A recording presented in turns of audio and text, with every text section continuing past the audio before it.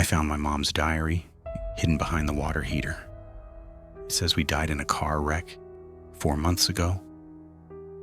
I'm typing this with hands that don't feel like mine anymore. Every time I hit a key, I expect my fingernails to just pop off. I'm currently locked in the guest bathroom of my childhood home. It's the only room with a heavy brass deadbolt, and I can hear them shuffling outside. "Leo, honey, the stew is getting a skin on it," my mom calls out. Her voice has this rhythmic, clicking quality to it now, like a beetle's wings. "Don't you want to grow up big and strong? I need to get this out before my phone dies or before they find the spare key. Please, if anyone is reading this, tell me I'm crazy. Tell me I'm having a psychotic break." But I found the diary, and the diary doesn't lie. I moved back home 6 months ago. My parents, Elena and Marcus, were the golden couple of our neighborhood. Mom was the type to drop off sourdough starters to neighbors. Dad was the high school football coach who still gave those rib-cracking bear hugs. Everything seemed perfect at first. But looking back, the signs were screaming at me. First, it was the house temperature. We live in Maine, it's November. But the furnace hasn't been on once. The house stays a constant bone-chilling 41 degrees. Mom says the cold is good for the complexion. She walks around in these sheer floral sundresses, her skin looking like blue-veined marble. Then there's the sound. They don't walk anymore, they drag. A wet, heavy slap, hiss sound on the hardwood floors. And the humming.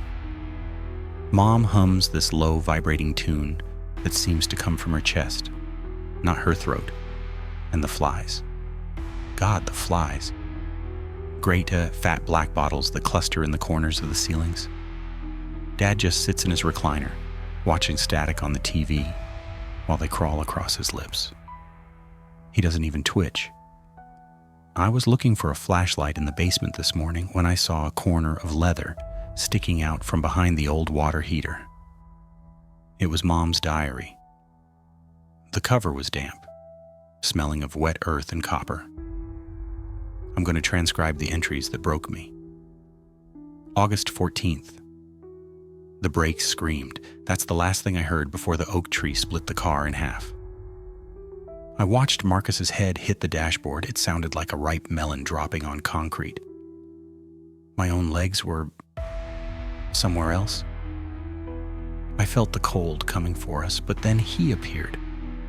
The man in the gray suit. He stood in the wreckage and whispered that a family shouldn't be torn apart. He gave us the soil. He said, as long as we keep the vessels full of fresh life, we can stay. It tastes like old pennies and bile, but I can hold Marcus's hand again, even if his hand is a little loose at the wrist.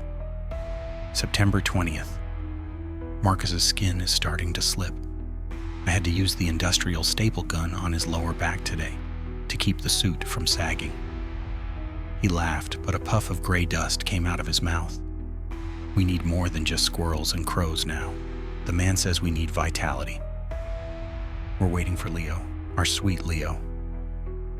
He's coming home on Friday. He'll be the anchor. We just need to make sure he stays. October 31st. Leo noticed the smell.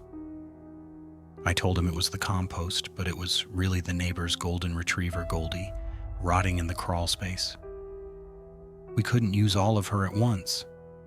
The marrow keeps our eyes clear. Marcus says he misses the feeling of a heartbeat. I told him to be patient. Once Leo joins us, we won't have to pretend to breathe anymore. It's so exhausting, the pretending. After reading that, I ran upstairs, my head spinning. I burst into the kitchen. Mom was standing at the counter, preparing dinner. "Mom," I gasped. "What happened in August? The car accident?" She stopped humming. She didn't turn around, but her head tilted at a sickening 90-degree angle. I heard a loud crack of vertebrae. We don't talk about the accident, Leo. It's rude to dwell on the past. She turned then. A large piece of her cheek had simply sloughed off. It was hanging by a thin thread of gray sinew, swaying like a pendulum. Underneath, there was no blood. Just a hollow cavity packed with that dark, damp soil she mentioned in the diary. She reached into a pot on the stove, a pot of beef stew that had been simmering all day. She pulled out a handful of gray dripping meat and offered it to me. "Eat, honey, you're looking so animated. It's distracting." I looked into the pot. Floating on the surface, among the grease and the foam, was a human ear. It had a small diamond stud in it, the same one our neighbor Mrs. Gable wore every day. I backed away, gagging, and ran right into my father. His bear hug wasn't warm. It was like being pressed against a bag of wet sand. As he squeezed me, I heard a squelching sound. A dark, viscous liquid, black as motor oil, began to leak from his pores, staining my shirt. "Don't run from your mother, Leo," he rumbled. His jaw didn't move quite right. It hung unhinged on the left side, swinging like a broken gate. "We've worked so hard to keep this family together. Do you know how much thread it takes to keep a man's torso attached to his hips?" I managed to shove him. His skin felt like wet, cold dough under my palms. And I bolted for the bathroom. I've been in here for 3 hours. The scratching on the door is getting louder. It's not nails anymore. It sounds like bone on wood. "Leo." Dad's voice is a wet rattle. "Open the door. The transition is easier if you don't fight it. The man is coming back tonight for the final stitching." I leaned over the sink to splash cold water on my face, trying to wake up from this nightmare. But then I looked in the mirror. Truly looked. I remembered the car ride. August 14th, I was in the back seat. I remember the tree. I remember the smell of gasoline and the sight of my father's head folded like a piece of paper. I looked at my own throat in the mirror. There was a thin, jagged line running all the way around my neck. I picked at it with a trembling finger. The skin didn't hurt. It just unzipped. Inside the wound, there wasn't a windpipe or veins. There was only a thick, black twine, neatly stitching my head to my shoulders, and there, packed into the gap, was the same dark graveyard soil. I'm not the missing piece because I'm alive. I'm the missing piece because I'm the only one who hasn't realized he's rotting yet. The scratching has stopped. "Leo," Mom whispers through the keyhole. "I can hear your stuffing falling out, dear. Come out and let Mommy fix you." I'm looking at the window. It's a long drop. But if I jump, will I even break? Or will I just burst apart like a dropped bag of groceries? I don't know what to do. What do I do? Do I jump? Or do I let her sew me back together? Update: I'm losing my mind.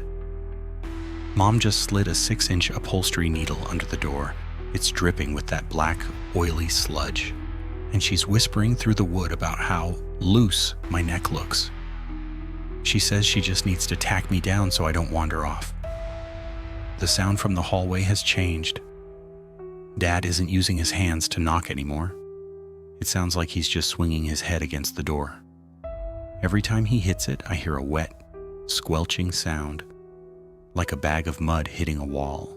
I'm standing on the toilet now, reaching for the window latch. My hands are gray, and when I move my wrist, I can hear the dirt shifting inside like a sandbox. I'm going to jump. It's a 12-foot drop to the driveway. If I hit the pavement and I don't break, or if I don't bleed, I guess I'll have my answer. If my phone survives the fall, I'll update you.